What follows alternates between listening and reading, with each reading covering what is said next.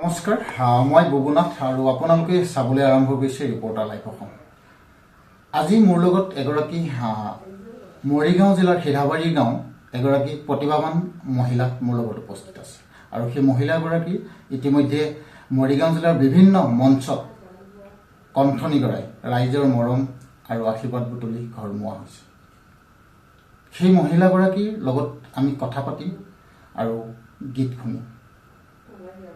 বাইদেউ আজিৰ আমাৰ এই অনুষ্ঠানলৈ আপোনাক স্বাগতম জনাইছোঁ আৰু আপুনি আপোনাৰ পৰিচয়টো অকণমান আমাৰ দৰ্শকলৈ দাঙি ধৰিব। মোৰ নাম সোমেশ্বৰী শুদ্ধি, মোৰ ঘৰ সিধাবাৰীত।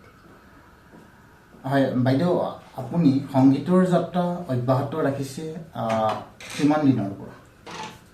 যেতিয়াৰ পৰা জানিছিলোঁ তেতিয়াৰ পৰাই গান গাবলৈ লৈছিলোঁ। গান ভাল পাওঁ। মা দেউতাই ঘৰত পৰিৱেশ আছিলে, গাইছিলে, দেউতা গাইছিলে, মাও গাইছিলে, তেনেকৈ গাবলৈ লৈছিলোঁ। হয়, ইতিমধ্যে আপোনাৰ 6টাকৈ গীত বাণীবদ্ধ হৈছে, ৰাইজৰ মাজলৈ এৰি দিছে আৰু ৰাইজে মৰম চেনেহ দিছে আৰু 7মটি গীত আপোনাৰ বাণীবদ্ধ চলি আছে, কাম চলি আছে আৰু খুব কম দিনৰ ভিতৰতে শুভমুক্তি দিব সেই কথাটো ইতিমধ্যে জনাইছে আপুনি। গতিকে কিমান দিন লাগিব সেই গীতটি শুভমুক্তি? এটি হেৰি কৰিম, আমাৰ এই সাহিত্য সভা মানে হেৰি আহিছে যে তিৱা সাহিত্য সভা চলিব 21, 22, 23, তাতে কোনোবা এটা দিনত মই সেই অনুষ্ঠানতে মোৰ গীতটো ৰিলিজ কৰিম। হয় বাইদেউ, আজি আমি কথা পাতিম মাজে মাজে আৰু তাৰ মাজে মাজে আমি গীত শুনিম। আপোনাৰ পৰা আজি প্ৰথম গীতটো আমি অসমীয়া এটি বিহুসুৰীয়া গীত শুনিবলৈ বিচাৰিছোঁ আৰু আমাৰ দৰ্শকসকললৈ আপোনাৰ এটি বিহুসুৰীয়া গীত আগবঢ়াব। জুবিনদাৰ এটি গীত মোৰ বৰ ভাল লাগে, তাকে গাবলৈ লৈছোঁ। পাহি পাহি পাহি পাহি কপ পাহি বহাগতে ফুলে আহি, তাতো দেখো কিয় বাৰু তোমাৰে হাঁহি, তাতো দেখো কিয় বাৰু তোমাৰে হাঁহি, কি মৰমে খালে মোক লাহৰি, থাকিব নোৱাৰা হলো মনে নলয় বুজনি, থাকিব নোৱাৰা হলো মনে নলয় বুজনি। হয়, ধন্যবাদ বাইদেউ, অতি সুন্দৰ কণ্ঠ। আপুনি আগবাঢ়ি যাওক। আমাৰ ৰিপৰ্টাৰ লাইভ অসমৰ পৰা আপোনালৈ সদায় শুভকামনা থাকিব। আমি অন্য এটি গীত শুনিম, যিটো গীত তিৱা। সেই তিৱা গীতটো আপোনাৰ কণ্ঠত আমি শুনিবলৈ পাইছিলোঁ বহুদিনৰ আগতে।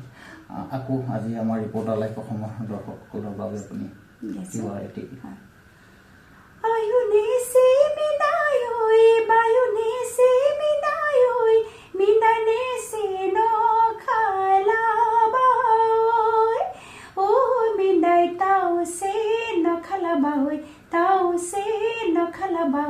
থাবনৰকে থানয় ও মিনাই, থাবনৰকে থানয় ও মিনাই, থাবনৰকে থানয়।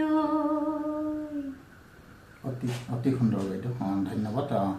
আমি আপোনাৰ পৰা তৃতীয়টো গীতৰ অকণমান কলি, আপোনাৰ মন পচন্দৰ এটি কলি গুণগুণাই। জুবিনদাই গাবলৈ লৈছোঁ এটি। ৰাতি ৰাতি শুন মোৰ সপোনবোৰে,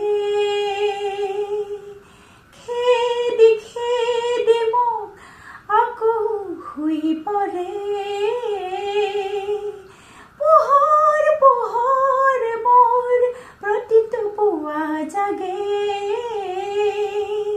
তোমাৰ কথা ভাবি তোমাৰে লৰ মাৰে, নেজানো ক'ত তুমি থাকা, নেজানো মই ক'ত থাকো, জানো মাথো আমি থাকো সপোন ভাজত, ৰাতি ৰাতি শুন মোৰ সপোনবোৰে, খেদি খেদি মোক আকৌ শুই পৰে।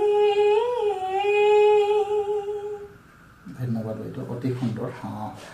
এইখিনিতে এটা কথা জানিব বিচাৰোঁ, এইবাৰ ৰঙালী বিহুৰ মঞ্চৰ বাবে আপুনি নিশ্চয় কপালত টঙালি বান্ধিছে। নিশ্চয় বান্ধিছে। ক'ৰবাৰ পৰা আপোনালৈ আমন্ত্ৰণ আহিছে নেকি? দুই এটি কথা চলি আছে বৰ্তমান হয়। নিশ্চয় হ'বগৈ হয় তেতিয়া। হয় আমি ৰিপৰ্টাৰ লাইভ অসমৰ দৰ্শকসকলক জনাবলৈ বিচাৰিছোঁ বাইদেৱে এইবাৰ ৰঙালী বিহুৰ মঞ্চৰ বাবে কঁকালত টঙালি বান্ধিছে। গতিকে যদি আপোনাৰ অঞ্চলত মঞ্চৰ বাবে গীত পৰিৱেশন কৰিবৰ বাবে বাইদেউৰ লগত যোগাযোগ কৰিব বিচাৰে তেতিয়াহ'লে আমি যোগাযোগৰ নম্বৰটো কৈ দিছোঁ। যোগাযোগৰ নম্বৰটো হৈছে 7002713379। আকৌ এবাৰ কৈ দিছোঁ 7002713379। এই নম্বৰত যোগাযোগ কৰিলে বাইদেউৰ লগত পোনপটীয়াকৈ কথা পাতিবলৈ পাৰিব। আৰু আজি আমি 79 দিছেনে 79 আকৌ নকয় দিছে হয় আকৌ এবাৰ কৈ দিছোঁ 7002713379। এই নম্বৰত যোগাযোগ কৰিলে বাইদেউৰ লগত পোনপটীয়াকৈ কথা পাতিব পাৰিব। আৰু আজি সময়ৰ প্ৰতি লক্ষ্য ৰাখি আমি অনুষ্ঠান সামৰণি মাৰিব লাগিব। আৰু সামৰণি মৰাৰ আগতে আমি শেষৰটো গীত বাইদেউৰ পৰা শুনি আমি সামৰণি মাৰিম। আৰু পৰৱৰ্তী সময়ত বাইদেউৰ লগত আকৌ আছুতীয়া সাক্ষাৎকাৰত আমি বহিম, বাইদেউৰ গীত শুনাম আপোনালোকক। বাইদেউ শেষৰটো গীত আজি সময়ৰ প্ৰতি লক্ষ্য ৰাখি সামৰিবলৈ আগবাঢ়িছোঁ। হয়। শৰতৰ ধুনীয়া মাজনী ঐ আকাশৰ জোনে বাই ঐ আকাশৰ জোনে বাই ঐ বৰহতৰে ধুনীয়া কোন হেমৰতৰ ধুনীয়া ককাইটি ঐ সেইজনী ছোৱালী ঐ সেইজনী ছোৱালী ঐ যিজনী মাতে তোক মোৰ বুলি ককাইটি মিচিকি হাঁহি মাৰি কোন হেমৰতৰ ধুনীয়া ককাইটি ঐ সেইজনী ছোৱালী ঐ সেইজনী ছোৱালী ঐ যিজনী মাতে তোক মোৰ বুলি ককাইটি মিচিকি হাঁহি মাৰি তিনিআলিত লগে পাই তো। অতি সুন্দৰ বাইদেউ, ধন্যবাদ। ৰিপৰ্টাৰ লাইভৰ প্ৰতিজন দৰ্শকে জনাব বিচাৰিছোঁ আমি পৰৱৰ্তী সময়ত বাইদেউৰ লগত আকৌ আহিম, লগ হ'ম, কথা পাতিম, গীত শুনিম। আৰু সকলোৱে ৰিপৰ্টাৰ লাইভ অসম পেজটো ফ'ল' কৰিব আৰু চাই থাকিব আমাৰ ৰিপৰ্টাৰ লাইভ অসম। ধন্যবাদ।